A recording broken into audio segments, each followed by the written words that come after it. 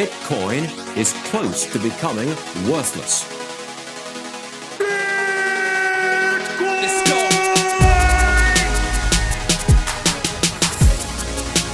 Now, what's the Bitcoin? Bitcoin's like rat poison. Yeah. Oh, The greatest scam in history. let's get it. Bitcoin will go to fucking zero. Yeah.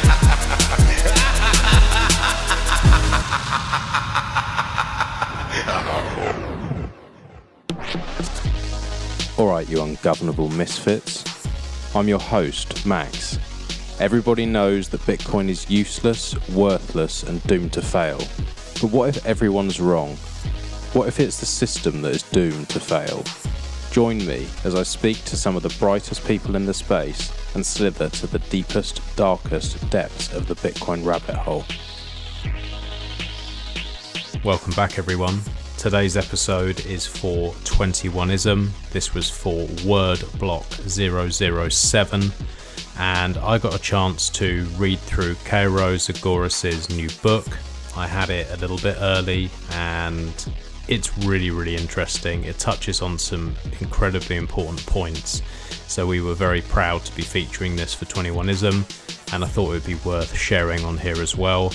Anyone who hasn't already checked out 21ism and the other artists we're featuring, I suggest you go and do that now at 21ism.com. I'd like to say thank you to CoinFloor UK for continuing to sponsor this show, and for anyone who's in the UK looking to dollar cost average and do it directly from your bank, either daily, weekly or monthly, you can do this with CoinFloor. They've got a really good team, and if you use the link in the show notes below, you'll get 30% discount on those auto buys. Next up is Crypto Cloaks. Crypto Cloaks are my new sponsors, and they have some fantastic products. Really, really love the team. They're Bitcoin only, and they are expanding at a rapid rate. So many people building nodes as it becomes easier. They want something that's going to look cool. They want something that's personalized, and there really is nowhere better than cryptocloaks.com. Enjoy the show, and any questions, feel free to reach out. Hey man, Hey there, mate. How you doing? doing fine. How about you?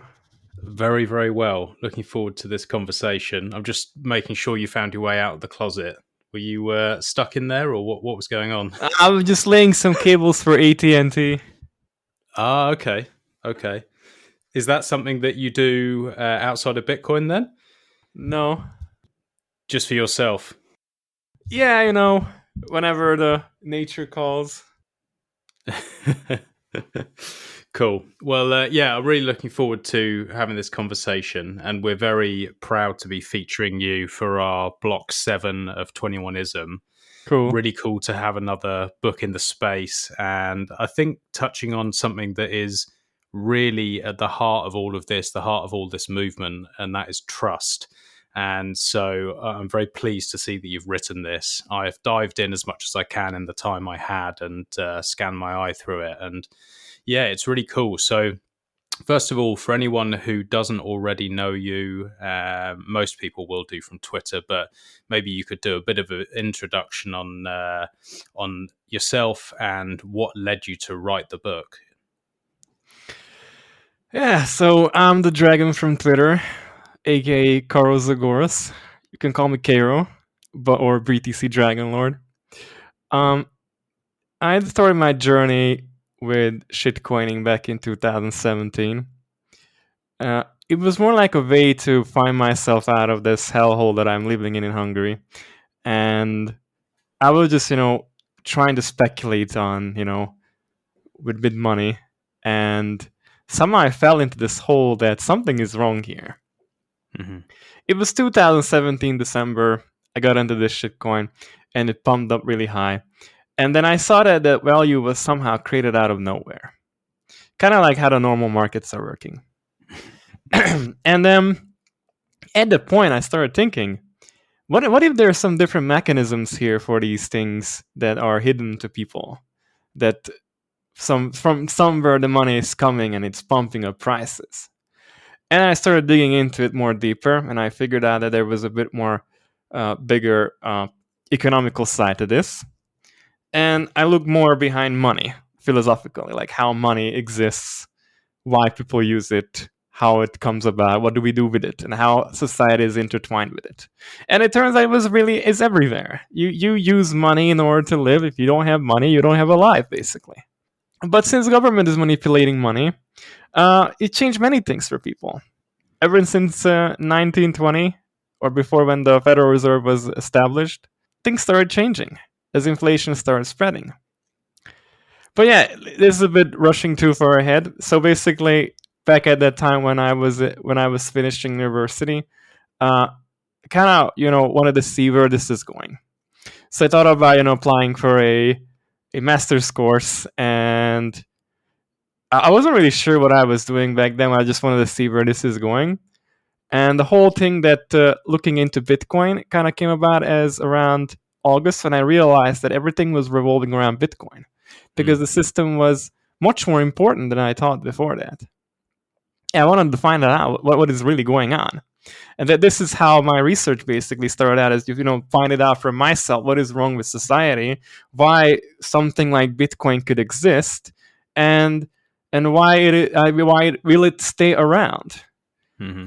So that's how the whole research started out. And I managed to force this entire thesis through the university that I was at. I managed to find a really great consultant who was really accepting towards the ideology and everything else related to economics and other stuff. And that's how the whole thing came about, basically. It's amazing how people get dragged in like this to a point where all of this research has to be done, and it leads you to decide you want to spend the time to write a book. I can only imagine the amount of time that has gone into this. Looking through it, it's been very well thought out, and it's obviously been a labor of love. And I always find it fascinating just how many people get pulled into this level where it takes over your brain, right? Like it makes you think about the world in a different way and see it through a different lens, and people wouldn't be doing this otherwise. So what was the point where you decided this is actually, your research is actually going to become a book, and that you want to help people understand this because you know it's important enough? Can you remember a time where you went from shitcoining to Bitcoin and then it just really clicked and you understood quite the level to which this is going to change the world? Yeah, well, it clicked around in 2018, around June, when I started looking more into these shit coins, that there were so many of them. There was one coin for every idiotic reason or purpose that existed out there, like toilet coin, spank chain, or whatever, tentacoin. I don't even know what the hell these things are or why they even exist. Like tokenizing, even taking a breath, or tokenizing the internet service providers and things like that. How does this make any sense? It didn't make any sense. There was too many of it. It was way too complicated, and the scams were plenty. I read, if you go on the Telegram, there's a group actually called as Wrecked Plebs. You can see tons of people getting wrecked every day, having their money stolen, getting scammed, whatever else happening to them, and that's the whole shitcoin space basically in a nutshell. And that's at the point I started. I was more looking at charts and shit back then, but the whole point was that I figured out that there was something big going on with Bitcoin. That's when I kind of figured out that Bitcoin had crashed like $3,000, and I was like, yeah, let's put a fucking position here in August. And I waited until November when I actually went down and I jumped in, and that was the time when I was actually already committing myself by October, because in September I completely changed my thesis. And so when I started talking with this professor who I managed to early on get on board this thing. And then we went from cryptocurrency to entirely Bitcoin. And that was the main turning point in November, when I started just only Bitcoining. And then when I started receiving all the negative input from other lecturers, especially this woman who was an anthropology teacher, and she was very negative. She was saying that I'm trying to write something that's so big and so complicated, I'm going to fail. I'm going to fail. And she said these exact words that Charming. it's not going to work. And I wanted to prove her that no, bullshit. It's going to work because I'm gonna go out there. I'm gonna check on people. I'm gonna see how this thing works. I'm gonna look at the whole picture, and I'm gonna look at just the important parts that is mainly concerning my interest in the field. I'm gonna look at why banks are ruining people's lives, how the monetary system is pitted against us completely, why politics letting us down, why the media is lying, and the whole thing how it basically comes all together. And that was the main point that kind of really gave me the the answer that this thing really exists and it was needed a long time coming, and really Satoshi gave it to us. It's quite a gift, isn't it? It is. It's like Satoshi gave us the gift like he was God. Like it's really, really, really phenomenal what he did. Yeah, there's a lot of sort of links where it becomes almost religious, and like that selfless act of stepping away and giving something so huge to the world that they haven't realized what it is yet. Like there's a few of us fumbling around in the darkness, sort of trying to work out exactly where this is going and spending a lot of time doing so. But I don't think anyone really knows where this is going to go. And that's sort of the exciting part. And whoever Satoshi was had incredible foresight. And like you said, this is a long time coming. Nobody's really been looking in the right places. We see sort of around the world so much crazy stuff going on. Trust in governments and organizations is going down more and more. You have this huge wealth gaps and problems going on, which most of it can be linked back to money.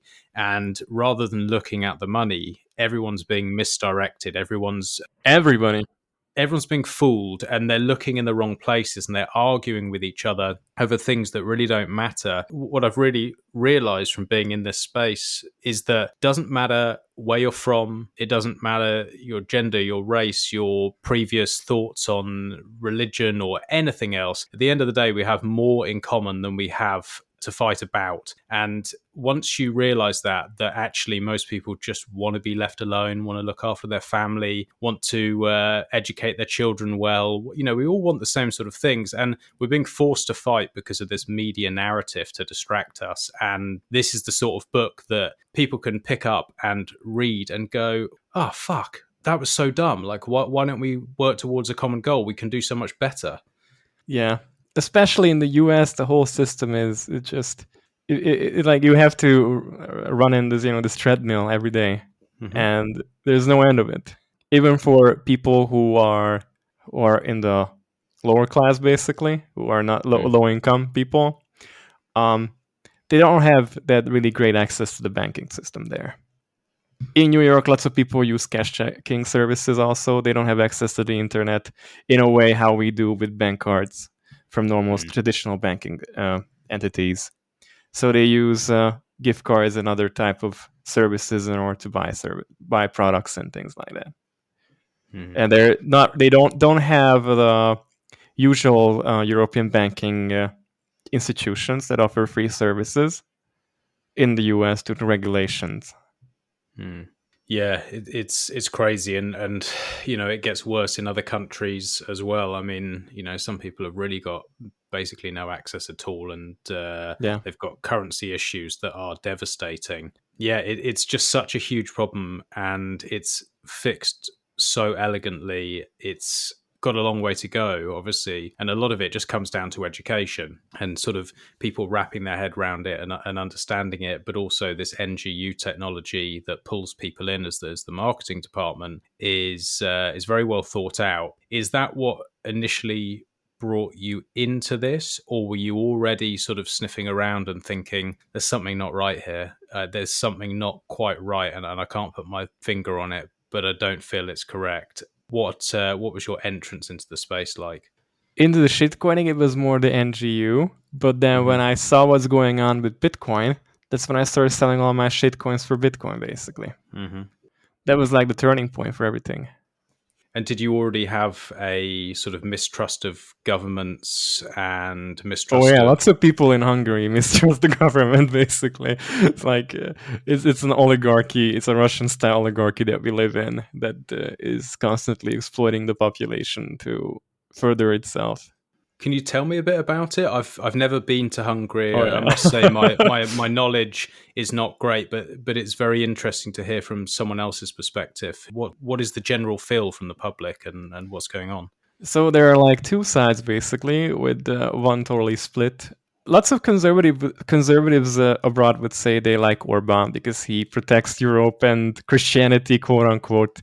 But they kind of ignore rest of his misdeeds basically that he's doing in order to elevate his stance towards Christianity and other religious institution that he's doing. But the problem is that Orban being in power for like ever since 2010, he's now having his third term right now, and it's likely he's going to get his fourth term or also in 2022. And he's going to staying around because they changed the entire election system that's in Hungary into a system that where they can obtain seats in the parliament very easily. They don't need a majority vote in order to be elected. So, for example, the opposition parties, the left and the right parties, who weren't united at that time, received more votes together than the Fidesz party, basically. And Orban still managed to get into the parliament, and he still got the 2/3 amount in order to pass any type of legislation they want to do. So it's quite interesting this way. And then in the early days when Orban was first elected, it was quite a refresh because the previous socialist government was really corrupt. They were doing all kinds of stuff, like lying to people about the state of the economy. They picked up $1 billion of loan that we're still paying back, and people just wanted to get rid of them, so they elected Orban. But then somehow something turned upside down in 2014, and it started going towards the wrong way, especially after the migration crisis started. And that's when the nationalistic side of Orban really came out. That's when Orban's best friend, who is, I think his name is Mészáros Lőrinc Mészáros, his original profession was a plumber. But he's now one of Hungary's richest person, thanks to his old friend, Mr. Orban. And he owns one of the largest construction companies now in Hungary, and he is en route to... He actually owns most of the newspapers, TV channels, and other financial institutions also. Orban's allies ate themselves into every institution that you can know about. For example, one of Orban's closest ally owns actually managed to buy G4S in Hungary. G4S is a security company. I don't know if you're just gonna give you like a thing. G4S is basically almost the largest foreign military organization on the planet that handles money transportation, security, and object security. Especially it runs prisons in the United Kingdom. And in Hungary, it was one of the largest. It's the only largest money processing institution that handles cash transport and counting for banks in Hungary. And they've been trying to change this thing inside out because, I think they have some plans in case they get, kicked out, because they're trying to create a parallel institution in the country in case their reign would end. And it's in it, since, for example, G4S, if you, for example, shut down G4S for any reason, that could mean that its employees could go on strikes, and they could basically, choke the entire country. Shops wouldn't receive money, fresh banknotes. They handle the transportation also for the National Bank. There would be no money in the ATMs. Retirees couldn't take out money from the ATMs at all. Nobody would have money. Everything would get stuck. And then the economy gets choked, basically. That's quite an interesting plan they have. But nonetheless, that's one part. And then there's other part that, they built all kinds of things that are totally useless. Parks, basically. stadiums with money when our entire health system is just crumbling. The like hospitals that are totally bare bone from the outside, looks like it's been for construction for like 10 years now, and there is no progress. And some of them are totally depleted, but the healthcare system is pretty good otherwise, other than that.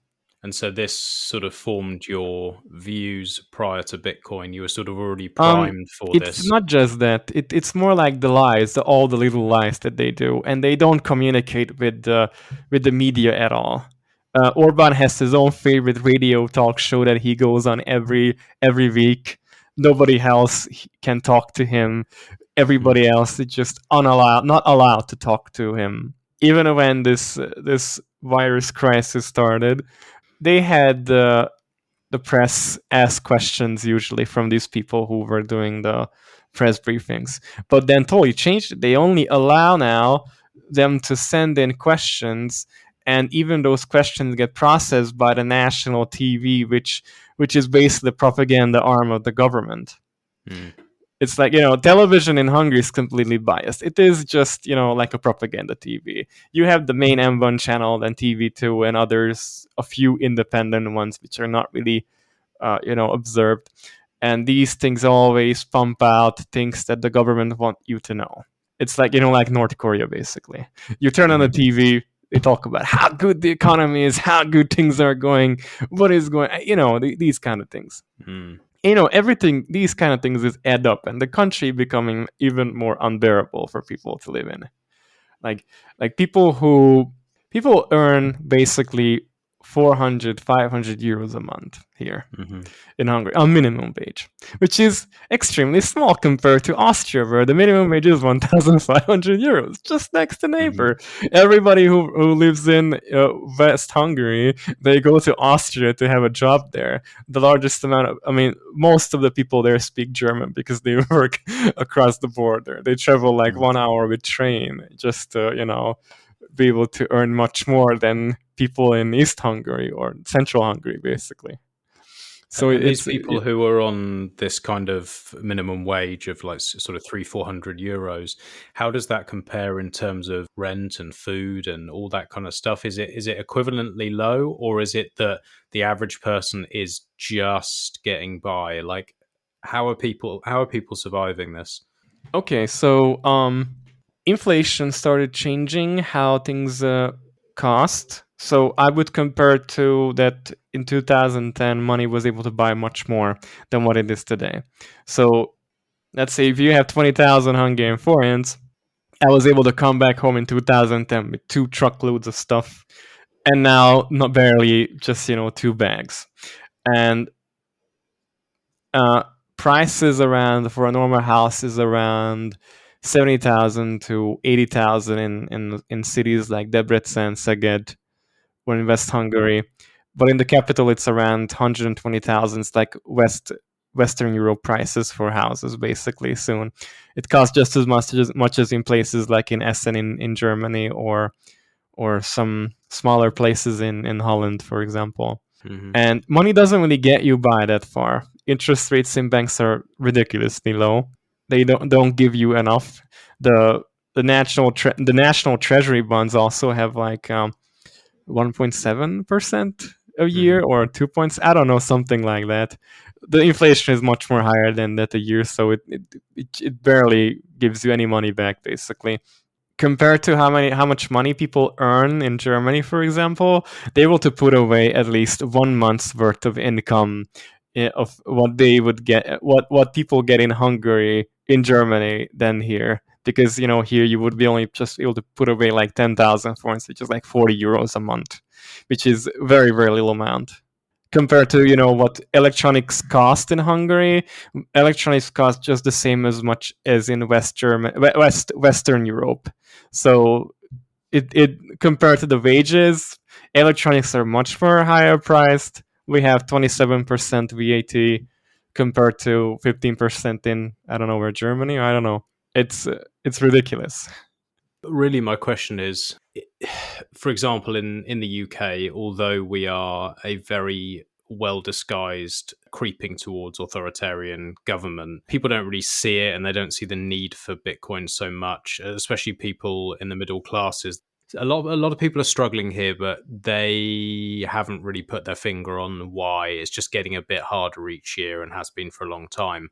Over there, are you finding that if you're having this discussion with people and you're saying, look, inflation is taking away your time, things are going to get harder and harder for you. You can see that you're being lied to. These hierarchical structures are not built to help you. They're built to help people at the top. Here's Bitcoin. Here's why it works. How are people receiving that? Are they generally open to it, or are they still finding it difficult to wrap their head around it and sort of shunning it away? I think knowledge about Bitcoin is really spreading here also. If you ask the general population, like if they ever heard about Bitcoin, they did. They don't know what it is. They know it's an internet money, but they don't really wrap their head around it. And about, the lies in the country, those just, kind of fall off from Orban and the rest of the guys. They don't really get scrutinized as much. So like Slovakia's prime minister ordered the Sputnik vaccine, and he was removed from his position over that situation. And here, they can do whatever the hell they want. So it's like it's complete dictatorship basically. And even with the coming changes, like how much freedom people have who were vaccinated, for example, you can now only eat indoors if you have the vaccine certificate, this small card that's only valid for 6 months. Oh, fuck, you've already got that. Yeah, we already got there. Yes, basically, they are trying to. They actually rolled it out because we are the only country in Europe that are using the Sinopharm and the Sputnik vaccine, which we don't even know if the Sinopharm vaccine actually works. Nobody actually researching it properly, and they're trying to force people to to have these vaccines. They're ordering a lot of these doses that they don't even know that the people are going to take it. But it's how it looks like that 45% of the population will be unwilling to get vaccinated. So it's likely that we will see mandatory vaccinations within this year by December, probably. But at least 4 million people's already got the first shot of their vaccine. So I don't know how far this is going to go. But if we look at like how many people already got the virus and other stuff, the whole pandemic might soon end. So I just don't know. But with the whole vaccination card, it's ridiculous. They give people who received the first shot, the first dose of their vaccine, a plastic card that writes there that it is an immunity card. And they get it after their first shot. So basically, they say that the first shot doesn't even get you immune, but you get the card anyway.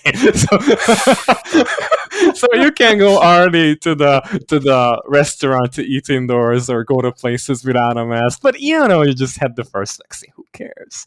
You can just do this and that. And they, and then lots of countries like Poland rejected the Sputnik vaccine and the Sinopharm vaccine, and they don't plan on buying it or accepting it. So I don't know how people who got those vaccines gonna go to those countries. So it's like I don't know. And then even a few days ago, our government actually released information about vaccine deaths or vaccine-related deaths, and they try to not downplay, but more like, magnify related to population, how many people died from taking the Pfizer vaccine related to taking the Sputnik vaccine, basically. And, since obviously more people receive the Pfizer vaccine, there are more people who could, who fall into that 4% or something efficacy. There is even that amount who died from the virus or the vaccine. I don't know. Basically, this the government released, and they sent this information out to everybody who is registered. And it's like they're trying to get people to take the Sinopharm and the Sputnik vaccine because they always blame Brussels and things like that they're doing everything wrong, that they're encroaching on our liberties and freedoms and everything else, that they try to do this and that. But living here and seeing what he's doing and how much he's magnifying these things, like making an elephant out of a mice, and like it get really annoying after a while. Basically, it's a madness. And lots of conservatives love Orban, and I don't know why. You people need to fucking wake up. Basically, it's not Trump. I would love if Donald Trump would be president of Hungary. Things will be completely different. But with Orban, I don't know. I mean, I would rather have Trump than Orban. So like, I don't know. The two things don't compare. They are not even the same thing. So it just I don't know. Whoever you have in, I've felt this way for a long time, even before Bitcoin, is that I don't trust any of the fuckers that want to get in power. I don't trust any of it. And that is something that I'm really hopeful Bitcoin can take some of this power away from these psychopaths, because the way that we're leaning with just the idea of forced vaccines and whether you can or can't move, whether you can or can't have a meal or run your business or travel is fucking lunacy. It's proper Orwellian stuff that's happening. And I wondered what your thoughts are on whether Bitcoin can help defund these states. And if it was to, and we were to come to like a hyper Bitcoinized world or something close to it, how do you see things playing out? And do you think we can do it? Or are we all going to be locked into boxes, vaccinated and back into slavery?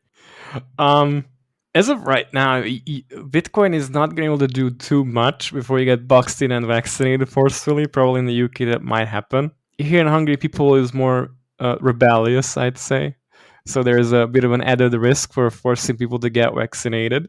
But it's possible that if many people would solely understand Bitcoin, if it is how it's working, because it's not enough that you buy Bitcoin. It's totally not enough. You have to understand how the system works, because if you leave your money on a KYC exchange, that means that you are not actively participating in the system. And, there's many people who do that. And if we want to have a hyper Bitcoinization, people need to start removing their money from exchanges and start understanding how the system works. Because, even if money flows into the system, an exchange could always issue more Bitcoins than what there is. And that way, the whole effect wouldn't work out. But in theory, a hyper Bitcoinization could lead to a hyperinflation if we ever transition into it. So that would mean that governments would essentially collapse, probably. It really depends like how people would live. We would be living in, 1933 Germany again. And I don't know how would that play off right now in this today's world, that, many people now just live in big, large population centers that they're not producing anything. They don't have land. They're just living at home. What are they going to be doing? They're going to turn to prostitution or something? I don't know. It just, these hard decisions that people are going to have to make will be very, very hard. But it could be also possible that we're just going to transition slowly. That some government, large one like the US government, might go for accepting it and might use it as a base standard for the US dollar in order to try to stabilize it, in order to have the upper edge against another country who would adopt it. Because, if they're not going to adopt it, the problem that's going to happen is that they will lose out on the edge if there will be a hyperinflation. When they realize that there's really large amount of inflation happening, like 30-40%, people will completely lose trust in the system. They're already losing. But if the moment they say that holy shit, bread's price just went up 50%, what the hell am I gonna do? My money is now worth much less. I can get much less in the store now every month. People are gonna be outraged, and they're gonna look for ways how to immediately preserve their money's value, basically. So when people, so this is the whole process that, giving people a hard time, is the value theft that's happening throughout inflation. When people producing value throughout work, when they produce value, when they receive money, they associate the value with that paper money, and that's why, things can have value. But, as government keeps printing the money, it immediately evaporates that value, and it creates inflation. And this way, people are forced to spend money much more faster because they see that the value is diminishing, and they need to, speed up the spending. That's why, many people get credit lines in order to, spend it today and not to save for tomorrow. Because there's no point for saving when the money is just evaporating. It rises up high time. It rises time preference. It reduces trust in society and depletes social capital completely. That's how we ended up in this society that we're right now in, basically. Yeah, it's so true. And there's a lot of people looking for this way out, aren't there? There's so many people who feel a certain way about what's going on, either with the vaccinations and all of the COVID nonsense, or just about the fact that the world is getting tougher to live in and to earn your money and save your money. And a lot of people feel it. They just haven't put the pieces together. I don't know if you've ever seen, there's this meme that's like a cliff edge, and then there's a politician at the end, like a dictatorship at the end, just one man. Oh yeah, I did see that. Yeah, yeah, and then like a group of people, like all the plebs holding at it the up other end. basically.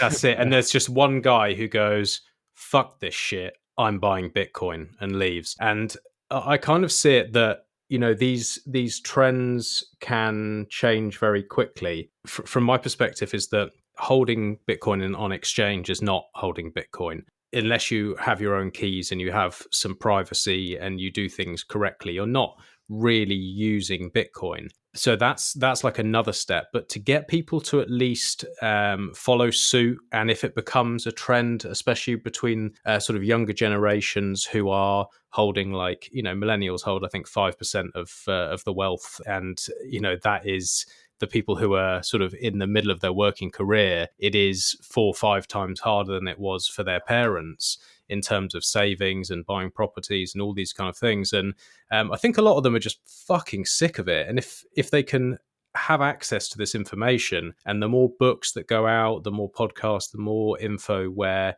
it can become more of a culture for people to just go, yeah, you know what? Fuck this shit. I'm leaving as well. Do you think if that was to happen, that this can actually, rather than the sort of 10 or 20 years that people discuss, actually be more like a few, like, you know, 2 to 5? It's difficult to say. I mean, how many people are going to buy Bitcoin? Do you know? No. But how many young people are going to be getting into the system? You know, young people are already trained to, you know, think in digital currencies. And this basically makes them more, how would I say, trained towards thinking in things that don't exist. They know, they see value in abstract forms of digital stuff like World of Warcraft gold or something else. So this makes it easier for them to adapt it.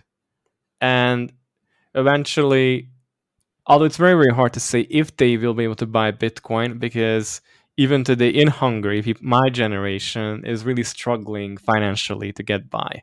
If you're not married, you don't have 6 children, you're not getting the dole from the government, basically. And this is not really going to get you far away. And just living alone in the capital, you're not going to be able to. That's way too much. You have to be at least a programmer, have a really high qualification, a good job, and at least not the majority of the population have the ability to do that. And that's where the whole thing ends. And for them to get out of this whole thing, it will take a much more longer time to do that.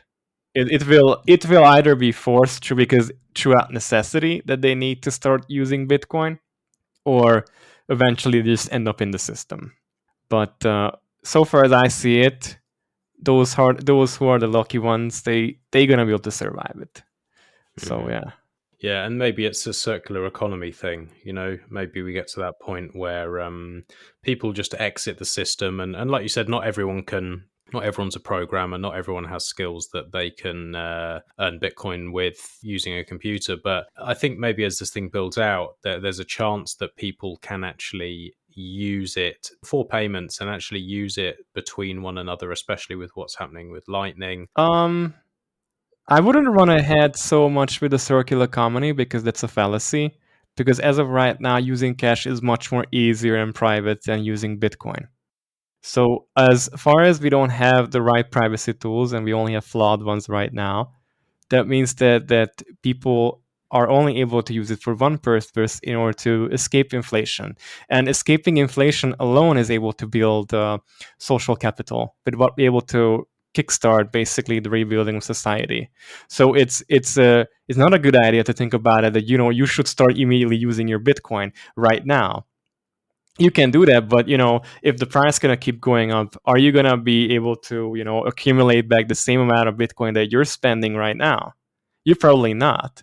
So it's always a better idea to lower down your time preference and and just save long term and be able to, just try to make more money in order to get more Bitcoin. Because if you miss out on the chance to accumulate, that's gonna be it. It's you're not getting able to access the amount of bit. I mean, 2 years ago, people were able to buy like one Bitcoin for like $3,000. Like, yeah, just think about it. And now you need $56,000. Yeah, and it's going to keep happening. I'm on the same page in terms of cash is better for privacy. No question. Hand to hand, cash is the best. Yeah. Absolutely no question. Really what I'm thinking about is people transacting across borders. Yeah, that completely works fine. And I think that opens up a lot of opportunities for people. And my sort of view is that there will be, like you said earlier, there will be some countries that will probably embrace this because they realize they have to, but there will be other countries that clamp down really hard. And then those citizens are going to be the ones that need it most, but can't get it through exchanges or anything like that. So there'll need to be some sort of peer-to-peer networking or way for them to earn so that they can actually get their hands on it. Because, it'd be very sad to see those people not have the ability just because of a tyrannical government. Likely they're going to have to use like third-party exchanges in other countries that allow them. Even if those countries prohibit them from using those exchanges, it could make sense for them to use some service like BISC, for example, in order to buy Bitcoin. Because some transactions don't require you to make it look like you're buying Bitcoin. You're just putting in random data there, and then, you're just using it to verify that your transaction, and you get the money back. So BISC and HODL is really great for these purposes, basically. Yeah, I completely agree. I use both, and they're very good. I was going to ask you, actually, who did your front cover for the book? It's really nice. Oh, yeah, it was Bitcoinowski. Oh, okay. He's really good at it. I really like how it turned out. He really grasped the idea from the beginning, and I was blown away from the first sketch that he sent me, and it's really phenomenal. But yeah, he's really busy these days, so I'm having a bit of a hard time getting the second demo copies. But we're on it. We're trying to get it out as soon as possible, and I'm gonna be personally reviewing all the errors in the next print. So yeah. That's going to be pretty cool. He's got some awesome work. Absolutely love his artwork. And yeah, absolutely amazing. It just gets it. It nails it. As soon as I looked at it, I was just like, oh, that's a fucking good cover. It really draws the eye in, and just picture paints 1,000 words. Yeah. So you're going to be going through the book just with a fine-tooth comb, and then do you have some sort of idea on a few things, like where's it going to be released, where's it going to be available, and also are you going to do an audio book for it? I already talked with Guy Swan, who actually promised me to do a version on the free version, but apparently that never really got around doing that. But okay. Then the book is going to be coming out on Amazon probably by the end of next month or early after next month. So that's what I'm trying to aim at. So we are going to try speed this up really fast and then get it out. And then we will see if there are going to be any translations or something similar, because I've been getting some interested people who want to have a demo copy first, just able to see if it's really good. And they've been really blasted away about it also. So yeah. And what's your feelings with the book now that you've written it? It's your baby and you're getting it out. Is there a certain part that's your favorite bit, or something that you really feel that's been nailed down from the book? Do you know what I mean? Was there a certain part which really feels special to you? The first and the last two, basically, the conclusion and the social organization. Those two are really like my contribution to the space and everything. The first part is more because I was, looking at the evidence and seeing everything in the big picture, and then trying to, bring it together in order to make sense. And I think I really managed to nail that down. I do think that, yeah. And then, there are some sections that I had to include in, for example, about Bitcoin and, things like what's with the system. Those were necessary because, people who basically read this book need to have at least a minimum amount of knowledge about the system, and this was quite a requirement in order to get the whole thing into a working shape. Without it would be like just a skeleton-less thing, basically. So it completely works this way, in my opinion. So anybody reads it, they will understand the system, why it exists and how it works, basically. And it's a net positive, I think. Absolutely. And the social layer side, that's a part that interests me a lot. It's such a massively important part of it. Can you sort of give a little bit of a teaser for people who obviously haven't yet had the pleasure of reading this to entice them in to go out and buy this? Yeah. Where should I start? So I talked about the plebs, basically. That was one of my favorite parts in it.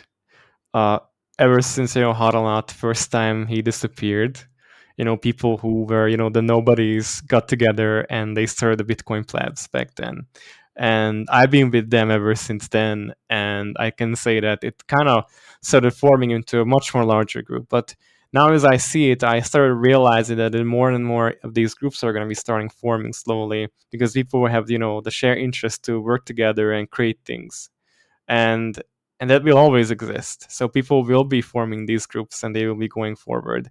And this really shows that the social capital is slowly replenishing, and people will to achieve much more things than they were able to do before.